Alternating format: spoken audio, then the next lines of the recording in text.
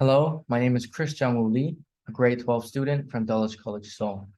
The title of my research paper is Birds of a Feather Flock Together, examining the role of music preferences and peer influences on e-cigarette use among adolescents. Here's the table of contents. We'll start off with the background information, followed by the research background, research question, study 1, study 2, and the conclusion. In the US, it is reported that around 90% of adult smokers begin smoking before the age of 18. The Public Health and Tobacco Policy Center in the US also reported that each day, 2,100 additional adolescents become daily smokers, and more than 3,000 adolescents try their first cigarette. While vaping is considered as a healthier alternative to smoking, it has several ill effects. Nicotine vaping has increased rapidly among adolescents in the past 3 years. The incidence of vaping among Korean adolescents aged 13 to 18 years is 3.2%, which is much lower than that reported in the US. However, urban Korean youth behaviors are increasingly influenced by the Western culture, which may also result in an increase in smoking, vaping in this population. Adolescents' music preferences are also considered to resonate their own behaviors, including their lifestyle, choice of friends, shared values, and leisure activities. Previous studies showed a close relationship between substance use and music preferences. A preference for loud music genres such as rock is found to co-occur with increased levels of adolescent substance use. In contrast, for gentle music such as jazz and an inverse relationship with adolescent substance use. Similarly, a study of 18,000 15-year-olds across 10 European countries confirmed that music preferences predicted adolescent substance use tendencies with positive associations between rock and dance genres and a higher incidence of substance use.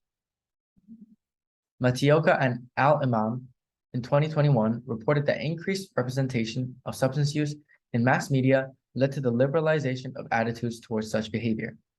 Additionally, as the youth idolize celebrities such as musicians and actors, they may be drawn to emulating their substance use behaviors. It was also discovered that if an adolescent was more open to unfamiliar music genres, they could likely be more open to unfamiliar substance use, which can be attributed to their novelty-seeking tendency. Robolino and Macy in 2018 reported that the social status of a peer determined the extent of their influence on adolescents. Specifically, an adolescent was more likely to be introduced to smoking if the peer of influence was perceived as popular.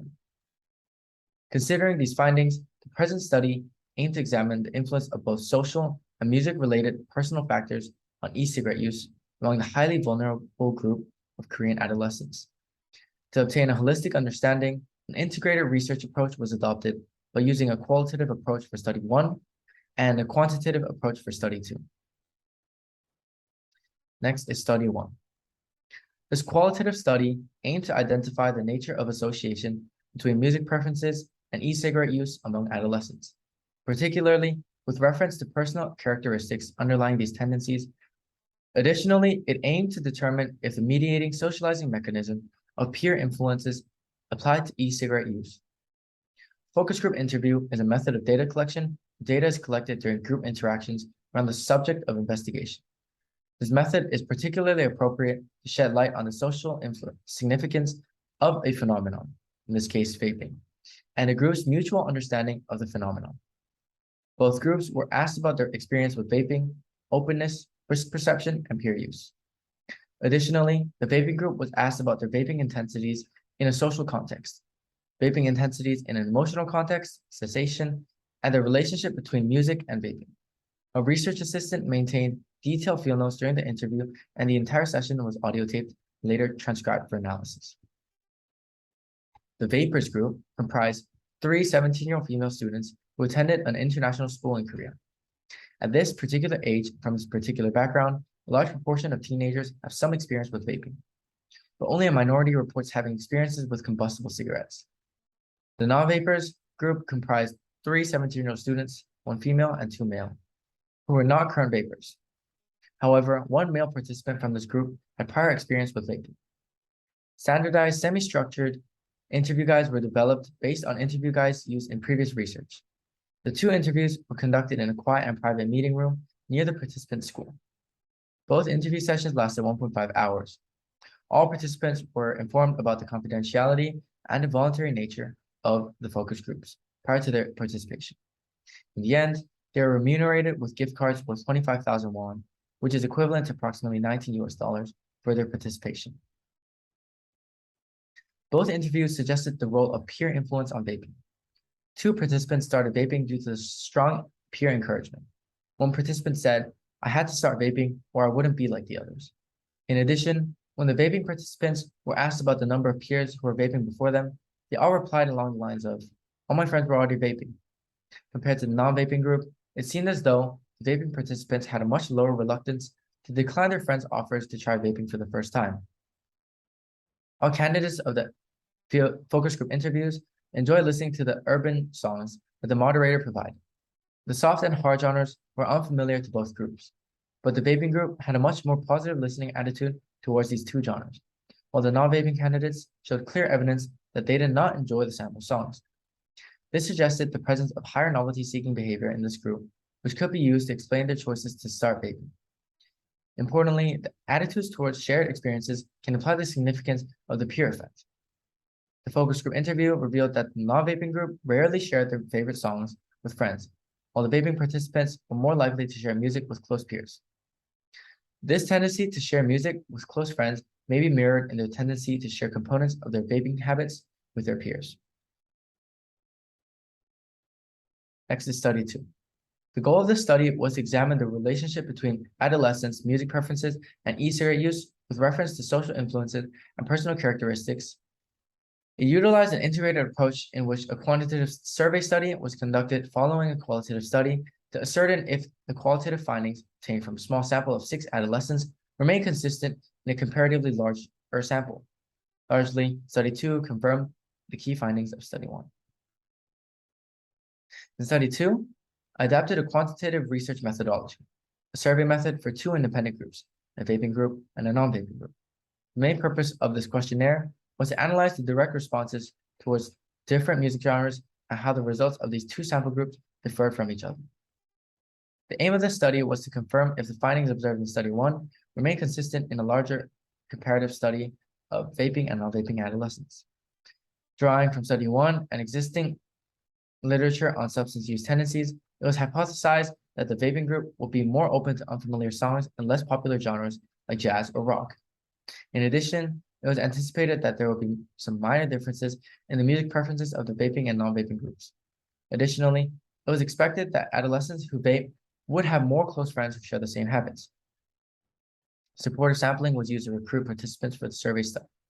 The sample was divided into 2 groups, the vaping group and the non-vaping group, and the survey had 22 respondents, 12 female and 10 male, and their ages were between 14 and 20 years old.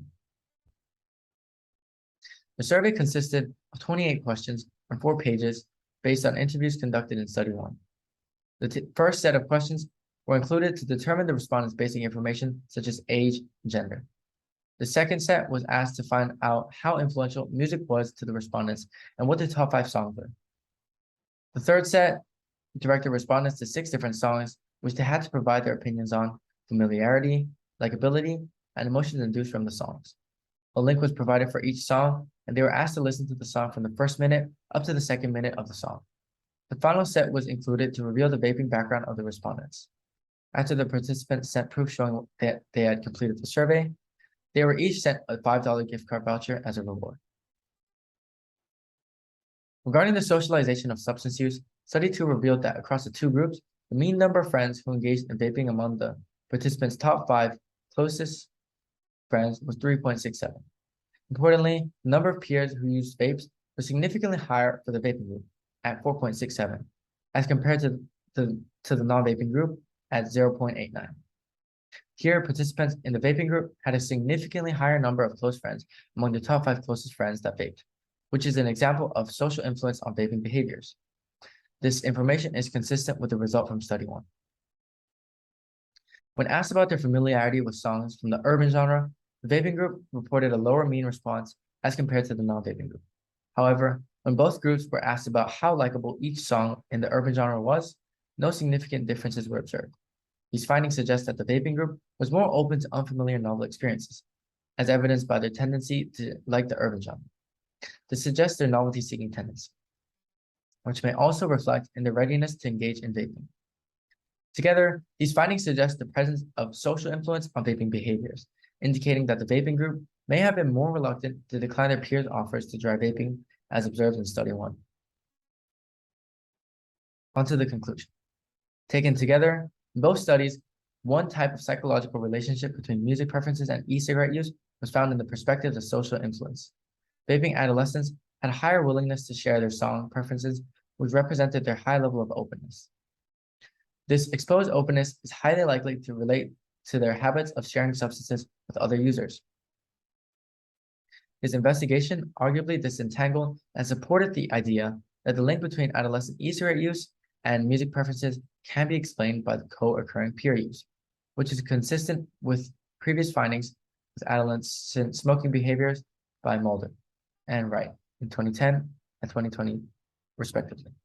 In addition, another psychological relationship between music preferences and e-cigarette use was based on personality influence. Indeed, both sources also supported the repeated theme of sensation-seeking tendencies, since vaping candidates were more likely to enjoy unfamiliar songs than the non-vaping candidates. This report in the interview was confirmed constantly even in the survey methods, and that the sample songs had similar likability among the vaping and non-vaping respondents, even when the familiarity of songs was lower for the vaping respondents.